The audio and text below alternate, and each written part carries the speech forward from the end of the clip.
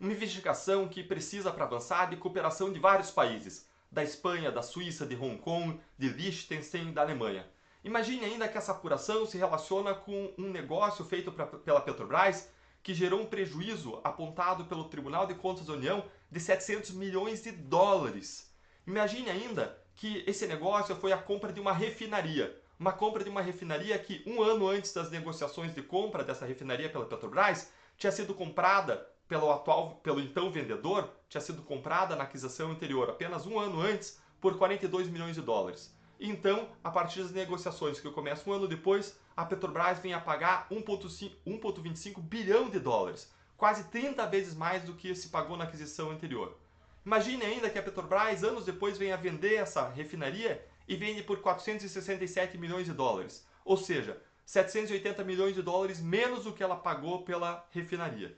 Ou seja, a gente está tratando de um grande escândalo. Imagine agora que essa grande investigação, complexa, que demora anos, venha a comprovar o pagamento de propinas na negociação dessa refinaria. E agora, uma vez você levando esse caso para a responsabilização da justiça criminal, esse caso vai durando anos, vai tramitando ao longo de anos. Imagine que agora, então, o Supremo Tribunal Federal emite uma nova decisão que muda as regras do jogo. E essa nova decisão ele aplica para o passado, anulando todo esse caso criminal. Pois bem, isso é o que aconteceu no ano de 2019. No final do ano, aplicando um entendimento do Supremo Tribunal Federal, que o Supremo aplicou para o passado, a Justiça Federal determinou a remessa do caso Passadina para a Justiça Eleitoral e isso gera a anulação de todo o caso Passadina. O Supremo Tribunal Federal decidiu, em março de 2019, por uma apertada maioria de 6 votos contra 5, que quando existe o crime de corrupção e ele gera recursos e o dinheiro não só vai para o bolso do envolvido, mas vai também para a campanha eleitoral, o Supremo Tribunal Federal decidiu que todo o caso deve ser julgado, deve ser apreciado pela Justiça Eleitoral e não pela Justiça Federal. Isso é um grande problema, especialmente quando você aplica essa regra para trás. Por quê? Porque isso gera o risco de anulação de uma série de casos da Lava Jato. Porque a lógica da corrupção política é sempre a mesma. O dinheiro vai para o bolso do envolvido, enriquece ele, e o dinheiro vai também para a campanha dele, porque ele quer continuar tendo poder, quer continuar se reelegendo e quer desviar mais dinheiro. Então, essa nova decisão do Supremo gera um risco de anulação de uma série de casos da Lava Jato, mas pior ainda, esse novo julgamento do Supremo de 2019 gera um risco de inefetividade das apurações, investigações e processos contra a corrupção.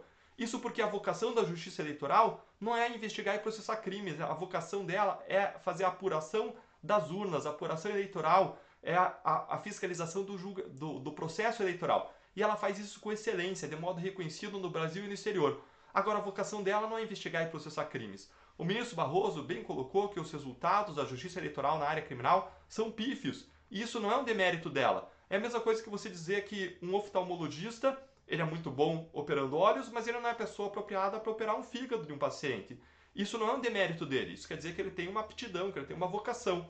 Do mesmo modo, a justiça eleitoral, que é excelente para apuração eleitoral e não é a mais apta para apurar crimes. Vejam que foram mandados, a partir da decisão do Supremo para a Justiça Eleitoral, casos envolvendo Temer, Aécio, Dilma, Serra, envolvendo Guido Mantega, envolvendo Marcos Pereira e por aí vai. E você não vê nenhuma operação da Justiça Eleitoral com fases sequenciais, denúncias sequenciais. Isso tudo é efeito dessa decisão do Supremo. Como o ministro Barroso bem colocou, é difícil explicar e é difícil de entender essa decisão do Supremo Tribunal Federal. Eles pegaram algo que estava funcionando pela primeira vez na nossa história. Depois de 500 anos, pela primeira vez, o combate à corrupção atingindo pessoas do andar de cima, pessoas poderosas sendo responsabilizadas. E isso está sendo mudado. É difícil de explicar e é difícil de entender. Esse vídeo faz parte de uma série de vídeos que eu estou fazendo sobre o desmonte do combate à corrupção, em conjunto com artigos da Gazeta do Povo. Leia, conheça, compartilhe, a gente precisa tomar uma posição em relação a tudo isso e nós vamos estar conversando também nos próximos vídeos sobre como nós, cidadãos, podemos atuar para mudar essa realidade e produzir um país com menos corrupção e menos impunidade. As críticas que eu faço não são pessoais, elas são críticas construtivas para melhorar as instituições. Eu não julgo intenções aqui de ministros ou parlamentares, eu julgo sim os efeitos objetivamente que as decisões e que as leis novas que foram aprovadas têm sobre as investigações e processos no combate à corrupção. Está acontecendo um desmonte no combate à corrupção. Até um abraço.